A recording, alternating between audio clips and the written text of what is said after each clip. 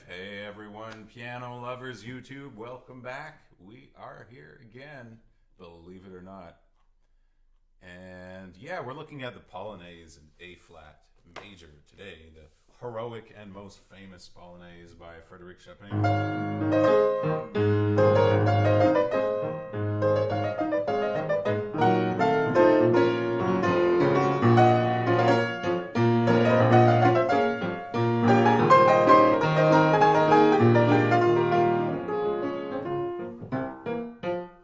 I was just playing this last Friday at the Polish Embassy in Ottawa.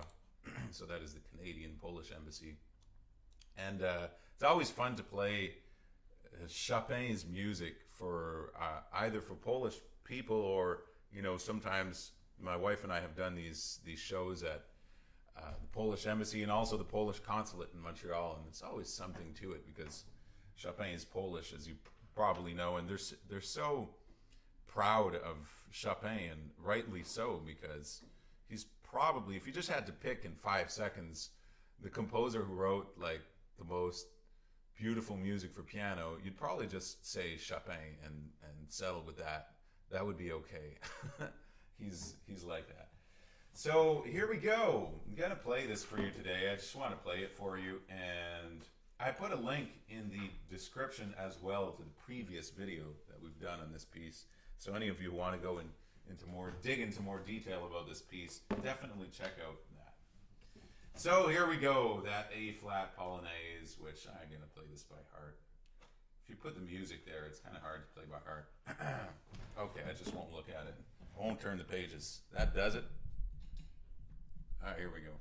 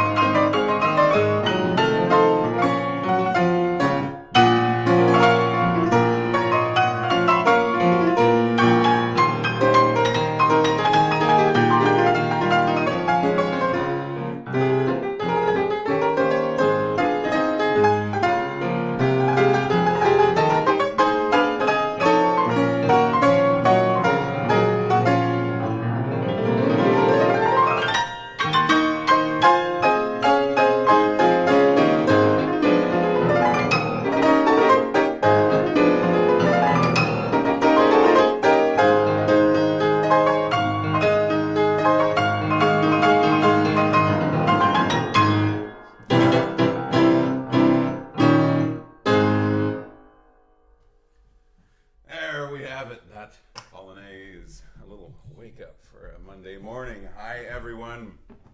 Vladimir Alikum NG. Hi, everyone. So there we have it, that Polonaise.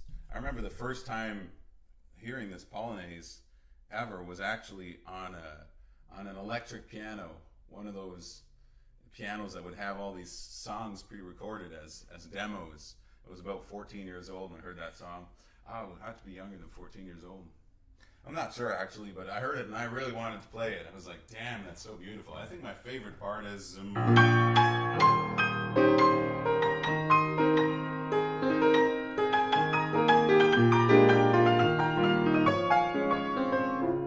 such happy memories, actually. It just makes me think of Christmas, I think, because, back then, of course, I got for Christmas a CD player, and we're listening to CDs, and Chopin, the Chopin Experience by Vladimir Ashkenazy, and it's such a funny thing because back in the day, these CDs were like things we'd actually keep and listen to. They were kind of precious in some way. Can you play the Minute Waltz by Chopin? I could probably try if I pulled it out. If the book isn't so far from me, I could try to play that. Let's just check it out a little bit. So many good waltzes. So yeah, as I mentioned in the description, you'll find a link to the video where I just talk about all the stuff in the Polonaise that you probably want to know about if you're working on that piece. So I kind of don't feel like repeating all that. I'm not sure that it's necessary. You can just check out that video. But if you have any questions on the Polonaise, go ahead. I don't think I'm going to play this whole minute waltz here, but let me try. Let me try to sight read this. I learned this long ago.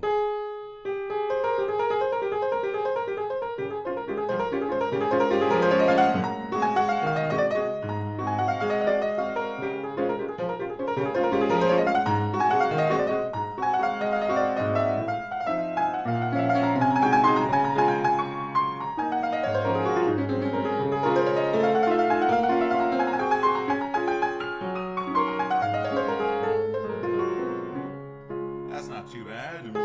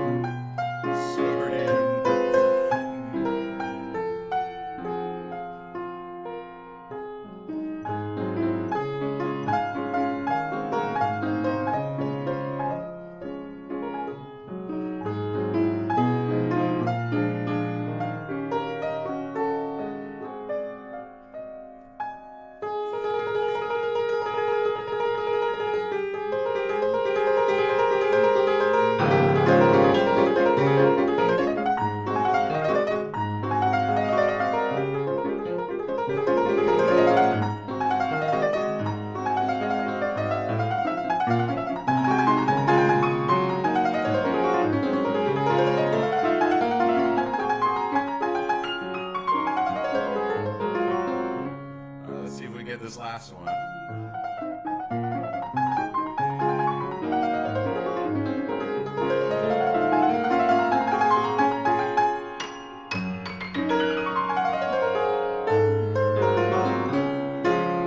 There we go.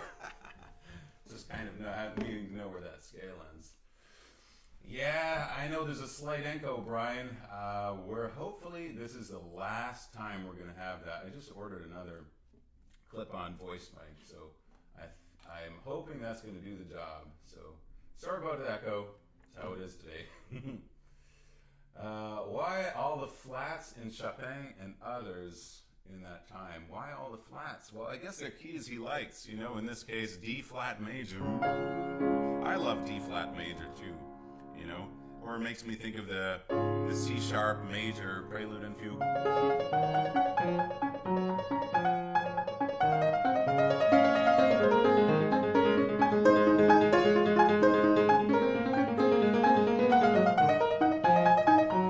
Love it. But here's it. Okay, first of all, here's kind of my way of seeing it for a long time. It's so beautiful. C sharp major. But if it were in C major, you're like, oh wow, that's really different. That's not the same. But ironically, The Baroque had a lower tuning than us in the Baroque period, so actually it sounded more like this. That C major prelude. With our tuning today, here it is in C major, but back in Bach's time, it sounded more like this.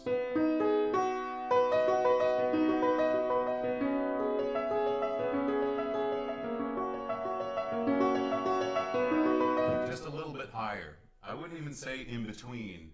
It was closer to an entire tone lower, but not quite. So that's how it is. That's how that thing is. All right, here we go. Yeah, why does he have all those flats? Well, he likes those keys. You know, he likes those keys because they sound different. The sound is actually different. So yeah, the Polonaise is in A flat. He loves B major. B minor as well, B minor. B major is such a romantic key. Yeah, we have also the...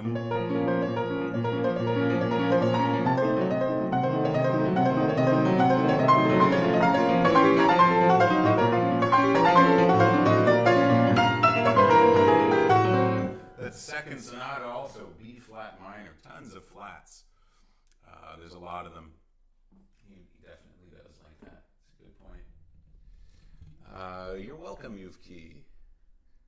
NG says, who was the person who said, you can play mazurkas, but in order to feel and really perform them, you need a bit of Polish blood in your veins? I searched for this quotation. I didn't lot. That's really funny. Well, my wife is Polish, and I've been there many times, so I hope that counts for whoever said that.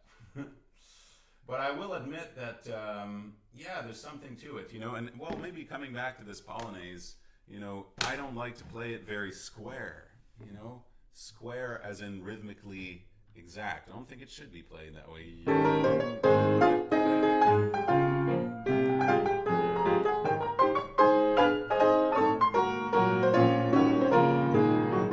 I'll do it just for practice. But I like to really take a lot of liberty.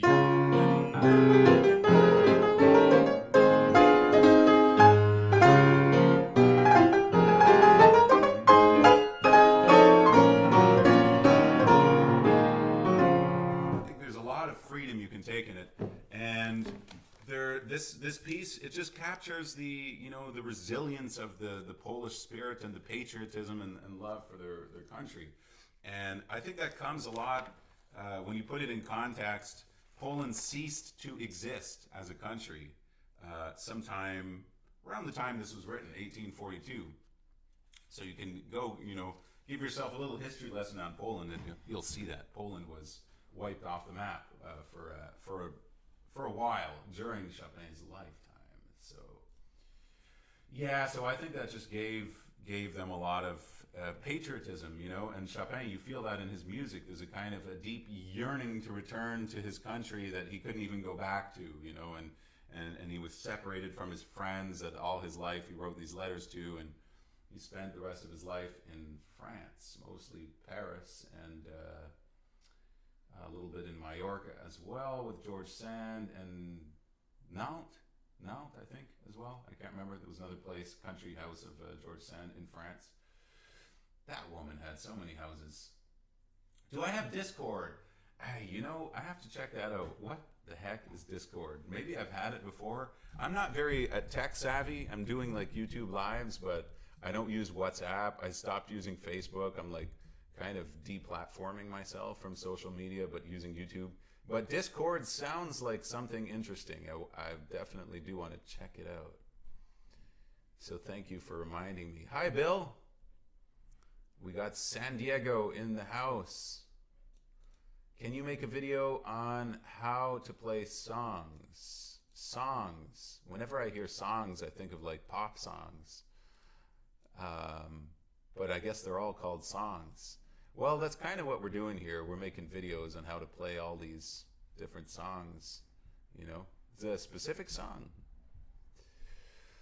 Hope you're planning on a master class next year after the madness subsides. You bet, Bill. I would absolutely love to do that. In fact, Yeah, I know that there's going to be some changes to this channel. I keep saying that, and there have been. So that's good. But I want to do something still different, you know. So that schedule is still there in the description for the live stuff, but I think that's going to change very soon. I'm not sure exactly how, but ideally, really ideally, I would love to do these videos sometimes with students playing something. So I think that's much more interesting than me just talking about, you know, what comes to mind on these pieces and kind of going through it rather than hearing someone play it and then taking that to another level. So, and that's something I really love doing. So yeah, but live master classes as well. If the madness ever does subside, who knows? Maybe we'll even go on tour and do something like that. Do some road trip through the States. So yeah, definitely gonna check it. It's a video app. Okay, a video app. I'll check it out. I keep hearing about it, and I know a lot of people are on there, so I should probably check it. So tell me, when YouTube like breaks, is Discord gonna be the next thing? That's what I want to know. What's going to be the next YouTube when YouTube is broken? So if you haven't seen that video on the little trick with the trills in this piece, definitely check that out. I think it's, I didn't put it in the description of this one, but I do talk about it in the video there. I'll just mention it again here. This thing here. Everyone knows that's really a pain in the butt, right?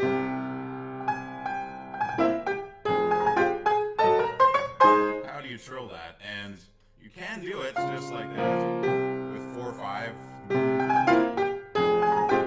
But it's so inconvenient. If you were smart, you would probably just leave out some of the notes in the right hand and do this.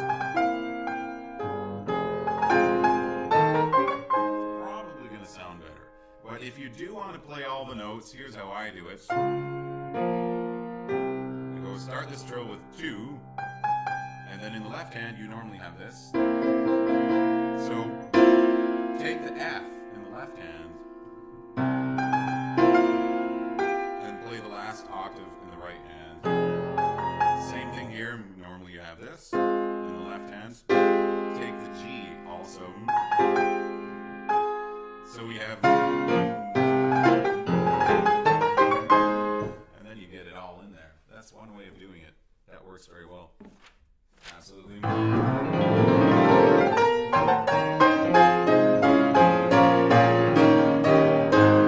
These scales also, I know in this edition I have 4/3/1, I guess, 3/1. I inverse that. Is that true? That is true. So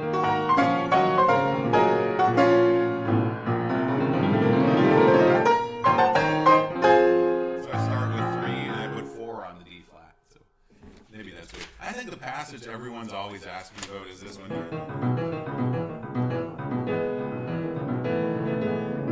How to play those octaves. Because they're tiring. They really are. So a number of things that can help. First off the bat, stay close to the keys. You know, if you do this sort of thing, you can't get through it because it's so tiring. So you need to stay close. The other thing is, see between the white keys and the black keys, there's a difference between playing here and playing over here. So you try to keep this really close. So the thumb is kind of moving as little as it has to. It's doing circles like this, not like this, right? That's like extra unnecessary movement. But the real secret, if you want to know what the real secret is, rest in the keys. It's kind of like that. Almost like I'm taking a break. I keep playing. That's especially good when it gets loud. Resting the keys like this, you can just go on and on. Right? And then here, just keep it light. And as relaxed as possible. I think that's, to me, that's what works. I won't say I don't get tired doing it, but that combination of being like really relaxed, moving as little as possible, very light, and then as the crescendo goes, resting more, because the more you rest, the more weight goes in, so it's just going to naturally sound louder. So here you get rest.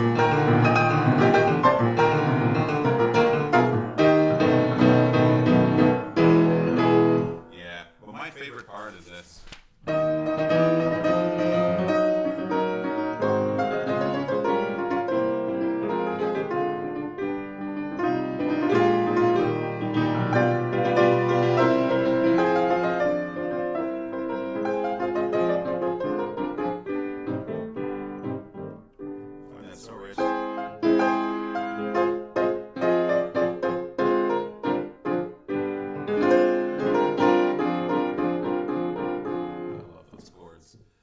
And those trills, you know, yeah, I think a lot of people also do.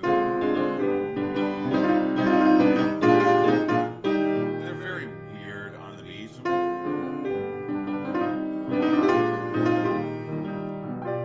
I think, you know, just do them off the beat. In Beethoven and stuff like that, it's really good to do the trills on the beat. But Chopin, only sometimes. You know,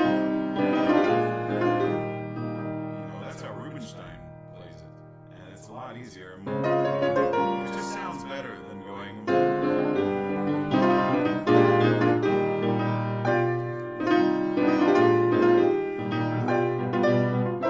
So I'm just taking the habit more. And the same thing then.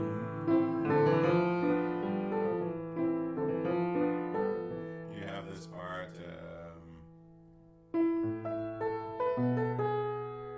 What's that waltzy part that comes after him?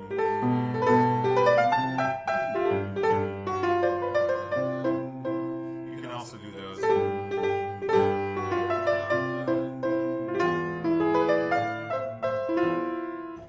Do those trills on the beat. They work a lot better. Hey, you played the international piano competition in Warsaw. Wow, that's great. That's awesome. The piano amateur competition. Yeah. It was you telling me about that. Isn't that in Paris? There's one in Paris. There's one in Warsaw as well. Oh, yeah. There's an amateur edition of the international piano competition. Right. I recall that. That's awesome. The one with all the doctors and pilots. So there we go, guys. Thanks for tuning in. We have a little Chopin Polonaise today. And... yeah, we do have the schedule there, but I'm warning you, it does change. You've probably noticed that. I've been not so faithful to it. I keep changing it around, and it's a little bit of a mess right now. But we should be back on Friday. I believe Friday is okay. That's the 27th. All right. If not, we'll make up for it sometime. Thanks for tuning in, everyone. Take care. Have an awesome week. Happy practicing. Peace, over and out.